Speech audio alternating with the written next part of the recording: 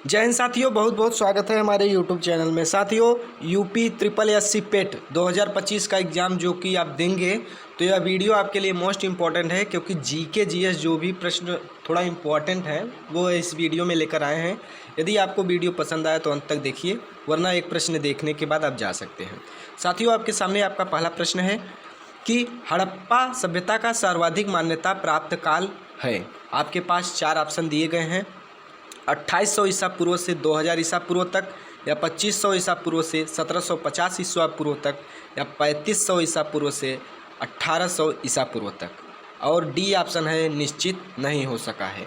तो हड़प्पा सभ्यता का सर्वाधिक मान्यता प्राप्त काल आपका सही उत्तर हो जाएगा, correct answer option number B, जो कि 2500 ईसा पूर्व से 1750 ईसा पूर्व तक। आपके सामने साथियों आपका दूसरा प्रश्न आता हुआ नजर आ रहा होगा कि किसकी अध्यक्षता वाली कांग्रेस अधिवेशन में असहयोग आंदोलन का प्रस्ताव पारित हुआ। Option A P Sitaramayya, option B Jawaharlal Nehru, option C Motilal Nehru, option D Lala Lajpat Rai. तो साथियों इसका सही उत्तर हो जाएगा, correct answer option number D Lala Lajpat राय।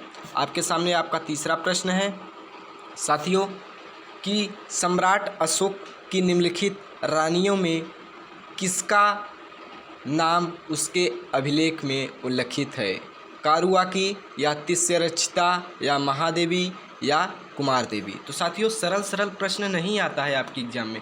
ऐसा प्रश्न पूछा जाता है जो कभी पूछा न गया हो और अजीब टाइप का क्वेश्चंस हो। जीके जीएस में इसी प्रकार का क्वेश्चंस आता है और बच्चे क्या करते हैं, सरल प्रश्न पढ़कर चले जाते हैं और उनको प्रश्न हवा नहीं लगता। तो साथियों इसका सही उत्तर हो जाएगा ऑप्शन नंबर ए कारुआकी। आपके सामने आपका चौथा प्रश्न साथियों, चौथा प्रश्न है कि बाबर द्वारा किस भाषा में तुजुक ए बाबरी लिखी गई थी? उर्दू में, या पर्शियन में, या तुर्की में, या फ्रेंच में? तो साथियों इसका सही उत्तर हो जाएगा ऑप्शन नंबर सी, करेक्ट हो जाएगा तुर्की में। पांचवा प्रश्न है कि वीर निर्वाण युग किससे संबंधित है? वीर निर्वाण युग किससे संबंधित है? जैन धर्म से, या बौद्ध धर्म से, या शैव संप्रदाय, या आजीविका से? तो साथियों इसका सही उत्तर हो जाएगा ऑप्शन नंबर ए, जैन धर्म से वीर निर्माण युग संबंधित है। छठवां प्रश्न आपके सामने नजर आता हुआ होगा कि जलियांवाला बाग नरसंहार के विरोध स्वरूप निम्नलिखित में किसने नाइटहुड यानी कि जिसे कहते हैं सम्मान का परित्याग कर दिया था? जवाहरलाल नेहरू, अरविंद घोष ने, रविन्द्रनाथ टैगोर ने, या बिपिन चंद्र पाल ने? तो साथियों इसका सही उत्तर हो जाएगा ऑप्शन नंबर सी, जो कि रविन्द्रनाथ टैगोर ने। सातवां प्रश्न आपके सामने है साथियों कि हड़प्पा सभ्यता का सर्वाधिक मान्यता प्राप्त काल है। ये डबल क्वेश्चन रिपीट हो गया है, तो इसका सही उत्तर हो जाएगा वही, जो कि ऑप्शन बी 2500 ईसा पूर्व से 1750 ईसा पूर्व तक। आपके सामने प्रश्न 8वां है कि सिंधु घाटी की सभ्यता में घोड़े के अवशेष कहाँ मिले हैं? सूर कोडदा में, या वड़ावली में, या मांडा में, या कालीबंगा में? तो साथियों सिंधु घाटी की सभ्यता में घोड़े के अवशेष जो कि ऑप्शन नंबर ए सूर कोटादा में मिला है। 9वां प्रश्न है साथियों, हड़प्पा सभ्यता किस युग की थी? तो 9वां प्रश्न है साथियों, हड़प्पा सभ्यता किस युग की थी? कांस्य युग, या नवपाषाण युग की, पूरा पाषाण, या लौह? तो जानते हैं इसका सही उत्तर हो जाएगा, नहीं जानते हैं तो जो कि ऑप्शन नंबर ए कांस्य युग की हड़प्पा सभ्यता युग की थी। 10वां प्रश्न है साथियों, सिंधु सभ्यता के घर किससे बनाए जाते थे? सिंधु सभ्यता के घर ईंट से बनाए जाते थे, या बांस से, या पत्थर से, या लकड़ी से? तो साथियों इसका सही उत्तर हो जाएगा ईंट से बनाए जाते थे।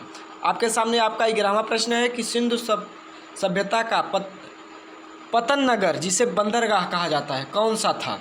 कालीबंगन, या लोथल, या रोपड़, या मोहनजोदड़ो? तो सिंधु सभ्यता का बंदरगाह जो कि तुम्हारा था ऑप्शन नंबर बी लोथल था। 12वां प्रश्न आपके सामने है साथियों कि निर्माण प्रक्रिया एवं भौतिक विशेषताओं के आधार पर निम्नलिखित में से कौन सा शैल से तीनों से भिन्न है? संगमरमर, या बेसाल्ट, या स्लेट, या स्फटिक? तो साथियों इसका सही उत्तर हो जाएगा ऑप्शन नंबर बी बेसाल्ट। साथियों आपके एग्जाम में सरल प्रश्न नहीं आता है, ये ऐसे प्रश्न हैं जो आपके एग्जाम में रिपीट हुए हैं कई बार प्रीवियस ईयर के, और ऐसे क्वेश्चंस आते हैं जो आपको थोड़ा पढ़ने में अजीब लगे और बीच बीच में से प्रश्न पूछता है। आपको सरल क्वेश्चन से एक लाइन का तो प्रश्न पूछेगा ही नहीं, तो उसमें 2-3 लाइन का ऐसे प्रश्न देगा और उसमें बहुविकल्पी पूछेगा। 13वां प्रश्न है कि जॉर्ज लेमेंतर द्वारा प्रतिपादित बिग बैंग थ्योरी को विस्तृत रूप से किसने प्रस्तुत किया था? रॉबर्ट वेगनर ने, या स्टीफन हॉकिंग ने, या एडविन हबल ने, या कापरनिकस ने? तो साथियों इसका सही उत्तर हो जाएगा ऑप्शन नंबर ए। 14वां प्रश्न है साथियों, कोबे योजना संबंधित किससे है? आपके पास 4 ऑप्शन दिए गए हैं। भारतीय अंतरिक्ष संगठन इसरो के उपग्रह प्रक्षेपण अभियान से, या रूसी अंतरिक्ष एजेंसी के मंगल ग्रह अभियान से, या अमेरिकी अंतरिक्ष संगठन नासा के ब्रह्मांड की उत्पत्ति के रहस्यों का पता लगाने से, या यूरोपीय अंतरिक्ष एजेंसी के संचार उपग्रह प्रेक्षण से। इस प्रकार का क्वेश्चन आता है आपके एग्जाम में। तो कोबे योजना जो कि ऑप्शन नंबर सी अमेरिकी अंतरिक्ष जिसे नासा के ब्रह्मांड उपस्थित रहस्यों का पता लगाने से संबंधित है। आपके सामने आपका 15वां प्रश्न है कि खगोलीय दूरी नापने की सबसे बड़ी इकाई क्या है? पारसेक, या प्रकाश वर्ष, या खगोलीय एकक, या वर्ग मील? तो खगोलीय दूरी नापने की सबसे बड़ी इकाई जो कि पारसेक है, parsec. Correct option number A. आपके पास 16वां प्रश्न है कि महान भौतिक वैज्ञानिक स्टीफन हॉकिंग ने अपनी किस पुस्तक में बिग बैंग सिद्धांत का समर्थन किया है? आपके पास 4 ऑप्शन दिए गए हैं। A brief history of time, geographic या नेचुरल हिस्टोरिका, या कॉस्मॉस? तो साथियों इसका सही उत्तर हो जाएगा correct answer option a brief history of time. 17वां प्रश्न है साथियों आपके पास कि भारतीय अर्थव्यवस्था कैसी रही? पूंजीवादी अर्थव्यवस्था है, या साम्यवादी अर्थव्यवस्था है, या स्वतंत्र अर्थव्यवस्था है, या मिश्रित अर्थव्यवस्था है? तो भारतीय अर्थव्यवस्था कैसी है? जो कि ऑप्शन नंबर डी एक मिश्रित अर्थव्यवस्था है, यानी कि सब मिला जुला के अर्थव्यवस्था है भारतीय अर्थव्यवस्था। आपके सामने प्रश्न 18 है कि मिश्रित अर्थव्यवस्था का क्या अभिप्राय है? अर्थव्यवस्था में कृषि और उद्योग को बढ़ावा देना, या सरकारी और निजी क्षेत्रों को सह अस्तित्व, या अमीर एवं गरीब का सह अस्तित्व, या छोटे व बड़े उद्योगों का सह अस्तित्व? तो मिश्रित अर्थव्यवस्था का अभिप्राय है ऑप्शन नंबर जो कि बी हो जाएगा, सरकारी एवं निजी क्षेत्र का सह अस्तित्व देना। आपके सामने 19 नंबर प्रश्न है साथियों, निम्नलिखित में से कौन सा आर्थिक विकास का प्रमुख संकेत नहीं है? जीडीपी, या मुद्रास्फीति दर, या बेरोजगारी दर, या प्रति व्यक्ति आय? तो जो कि इनमें से कौन सा आर्थिक विकास का संकेत नहीं है? तो जो कि ऑप्शन नंबर बी मुद्रास्फीति दर जो कि यह आर्थिक विकास का संकेत नहीं है। आपके सामने आपका 20वां प्रश्न है, मुद्रास्फीति क्या है? माल और सेवाओं के मूल्य स्तर एवं निरंतर वृद्धि। ऑप्शन बी माल और सेवाओं के सामान्य मूल्य स्तर में कमी, या सी आर्थिक मंदी की अवधि, या बेरोजगारी में वृद्धि? साथियों इसका सही उत्तर हो जाएगा करेक्ट ऑप्शन नंबर ए जो कि करेक्ट हो जाएगा।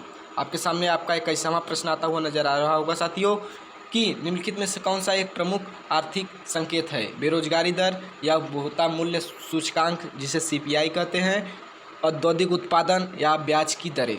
तो जिसका उत्तर हो जाएगा ऑप्शन नंबर सी जो कि औद्योगिक उत्पादन जो कि क्या प्रमुख आर्थिक संकेत है। प्रश्न नंबर 22 है साथियों, ऋग्वेद में निष्क ग्रीव एक प्रकार का क्या है? भूकर का, या वस्त्र का, या आभूषण का, या भोजन का? तो ऋग्वेद में निष्क ग्रीव एक प्रकार का क्या है? आभूषण का है। आपके पास 23वां प्रश्न कि प्रशासन का हर एक स्थान पर वास्तविक यथार्थ के साथ साथ एक नौकरशाही यथार्थ होता है जो भले ही समय कितना ही बदल न जाए अपना प्राधिकरण सुरक्षित रखता है। उपयुक्त टिप्पणी के लेखक को पहचानिए। मैक्सर वेबर हैं, या कार्ल मार्क्स हैं, या एफएम मार्क्स हैं, या जेस ए मिल हैं? तो साथियों इसका सही उत्तर हो जाएगा option number B correct answer. आपके पास 24वां प्रश्न है कि भारत की संविधान सभा का गठन कब हुआ था?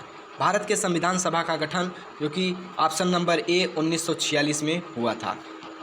25वां प्रश्न है कि भारतीय संविधान की प्रारूप समिति के अध्यक्ष कौन थे? डॉक्टर राजेंद्र प्रसाद, या डॉक्टर बी.आर. अम्बेडकर, या जवाहरलाल नेहरू, या सरदार वल्लभ भाई पटेल? तो जो कि प्रारूप समिति के अध्यक्ष option number B doctor B R. Ambedkar थे। 26 नंबर प्रश्न है साथियों, संविधान सभा का विचार सबसे पहले किसके द्वारा प्रस्तुत किया गया था? महात्मा गांधी, या एम.एन. रॉय द्वारा, या जवाहरलाल नेहरू द्वारा, या सरदार वल्लभ भाई पटेल द्वारा? तो जो कि इसका सही उत्तर हो जाएगा option number B M N. Roy द्वारा सबसे पहले संविधान सभा का विचार किया गया था। तो साथियों आज की इस वीडियो में बस इतना ही। अब मिलते हैं नेक्स्ट वीडियो में जो कि ऐसे ही प्रश्न धमाकेदार क्वेश्चंस के साथ। उम्मीद है साथियों आपको वीडियो अच्छा लगा होगा, तो लाइक करिए, अपने दोस्तों के साथ शेयर करिए और यह वीडियो एक बार रिपीट करके आप ज़रूर देखिएगा। तो धन्यवाद, मिलते हैं नेक्स्ट वीडियो में।